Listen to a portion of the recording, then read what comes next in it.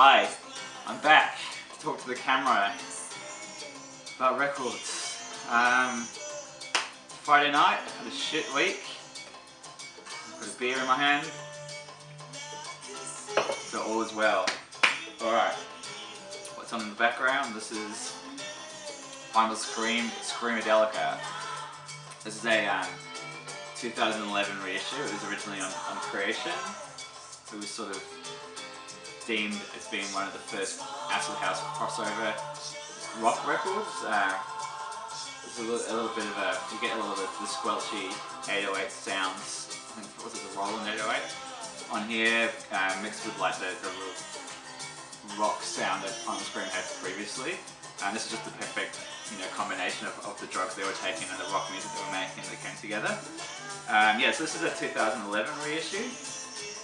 Came with a really nice little booklet with some nice little printing features on here and a lot of information track by track. Gatefold double vinyl comes on this really beautiful red vinyl, and they've done a really good job on the master as well. Sounds killer. Anyway, so that's on in the background. Let's get stuck in. Alright, first one. McCoy Tyner, Sahara. This was released in 1972 on Milestone. This is actually a Japanese press. It's got the green Milestone label on there. I guess it's sort of spiritual, free jazz. McCoy Tyner is a saxophone, a jazz piano player. Been really getting into him quite a lot lately. I've got Nights and Ballads of Blues on Impulse, and I've got Today and Tomorrow also on Impulse coming in the mail in the next couple of days. Yeah, so this one, was his first record on Milestone. Before that, he had I think he had a couple on Blue Notes, and before that he was on Impulse, where a lot of stuff with the late John Coltrane. I think it's Extensions is the one before, which is what I want. That's definitely high on my list. That's got like Gary Bartz, Alice Coltrane, Wayne Shorter on there. Just a killer lineup. I think even maybe Pharoah Sanders, I'm not sure, is on there. I've seen it, someone posted it in the VC and it looks stunning. So that's high on my list. Anyway, I'll talk about this record since this is, what I do. Sahara, yeah, so it's sort of Middle Eastern, even Middle Eastern African sounding stuff. It's really heavy, really full on. I think the masterpiece on here is definitely side 2, which is the track. It's called Sahara, and it's just like a half an hour absolute Middle Eastern-y freak out. It's just killer. Yeah, I just can't recommend it highly enough. McCoy Tyner, Sahara. Alright. Up next, Sun Ra and his Myth Science Orchestra, Cosmic Tones for Mental Therapy.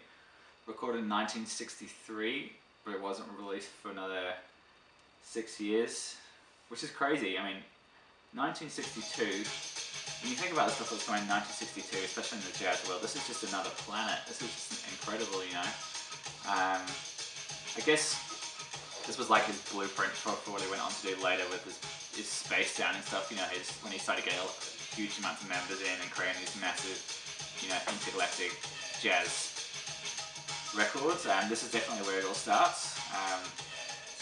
It's great. It's really killer. I remember I was reading up on this record, and they were recording it in a warehouse in Brooklyn at 10 o'clock in the morning on a weekday, recording this record, and some kids running off the streets, and they start shouting at the players, "This is terrible, what are you doing? You guys can't play music." They were so adamant that this was absolute rubbish, which is really funny considering how well received this went on to be, and life-changing for jazz in general. There you go, interesting story. Sun Ra, Cosmic Tones for Mental Therapy. Killer. This track is sublime. This is Slip Inside This House. It's got this really cool Middle Eastern droney thing going on in the background, and yeah, it's awesome. I dig it. Anyway, back to records. My Brother the Wind Volume 2, released in 1970. This is also Sun Ra. He's got his Intergalactic Infinity Orchestra. Not his Myth-Science Orchestra, his Astro Intergalactic Infinity Orchestra. He had a few in his time. And they're still going as well, which is interesting. I think they played in Melbourne. I think it was maybe 4 or 5 years ago they played down here in Melbourne. Brewing quite a sight. So he's mainly with this one. He's just playing around with a Moog. He's got a Hammond, that's not a Hammond organ, he calls it his intergalactic organ. So he's just messing around with the Moog. Oh, intergalactic organ, yeah. He's got his Moog and he just jams the hell out on this. Yeah, it's very erratic. It's quite disjointed. But I like it. There's one bit where he just plays around and builds up this really cool rhythm just based off a few notes on his Moog. Yeah, it's cool. I particularly like the production on these two records, especially they're both sounds. They've got this really weird brill, and it just sounds really cold, but it works really well. They're definitely not warm records anyway, if that makes sort of any sense. But yeah, I really dig them. Space jazz goodness. Sun Ra, my brother Berlin. Alright, next up. Now this is a record. This is Nuyorican Soul by a couple of house DJs called Masters at Work. So this is them putting together with live musicians a sort of a Latin jazz, disco, even funk, soul, Jesus, record, and it's really killer. When I first heard it, I thought it was quite cheesy. I've seen Anthony kept raving about this, so I bought it off him. He's got an upgraded copy, which I think is maybe 4 or 5 records. This is just a 2-record set.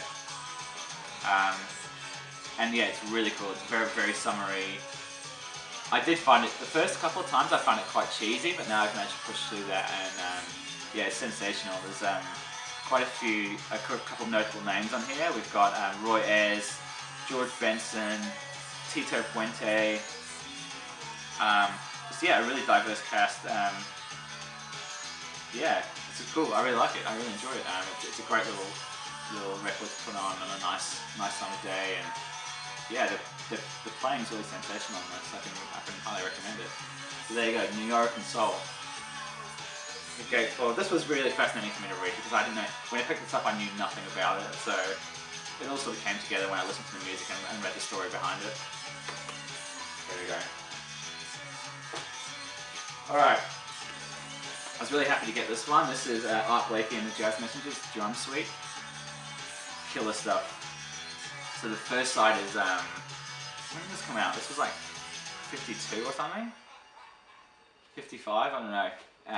Really early. I mean, for its time it was really early. This is a lot of amazing drumming. There's basically any type of drum pattern you can think of just goes for in here. It's very tribal, very spiritual.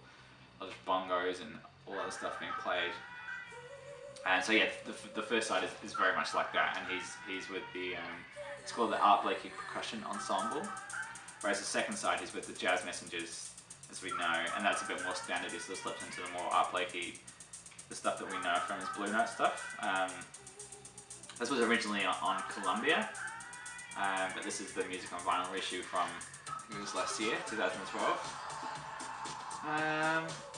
Yeah, I don't know. Just give it a listen. It's killer. I mean, my socks were blown off when I heard the first side. In terms of just the sheer power that you can hear in the recording, and the amount of stuff that was going on, it's quite overwhelming. My socks were blown off. All right, Massive Attack, Blue Lines. What a friggin' album! This was their debut album. 1991, original pressing. This is, I got this off Anthony also for a reasonable price. If you're a font lover or a font hipster, this is Helvetica Bold Italic. Fun fact. Yeah, this is just, it sounds massive, and it's just sort of just drags along. It's got this really dark, I don't know how to describe it. It's just, you just got to give it a listen.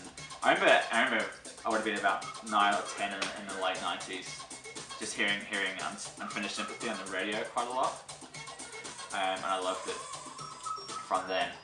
I bought the record and bought the CD on CD probably maybe early 2000s, so I'm still a whole 10 years, you know, off from when it released, and that blew my mind. But yeah, this is absolutely killer.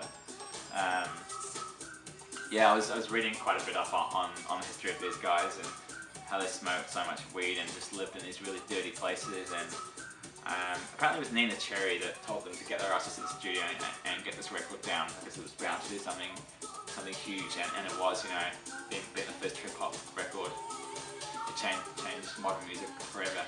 So yeah, there we go. Massive Attack, Blue Lines.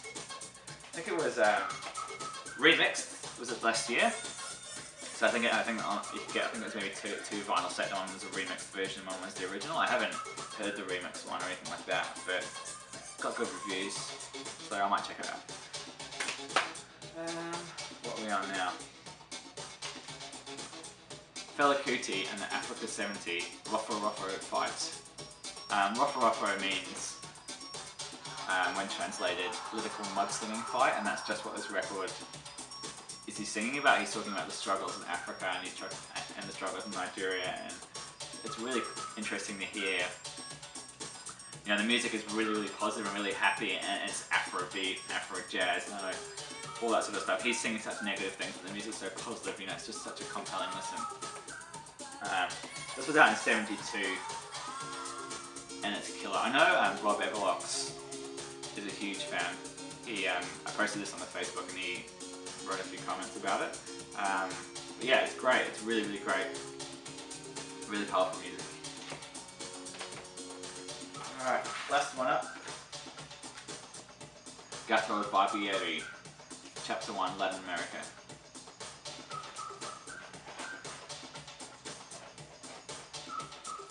Sorry, I thought the battery died, but it hadn't. I've got a few minutes left.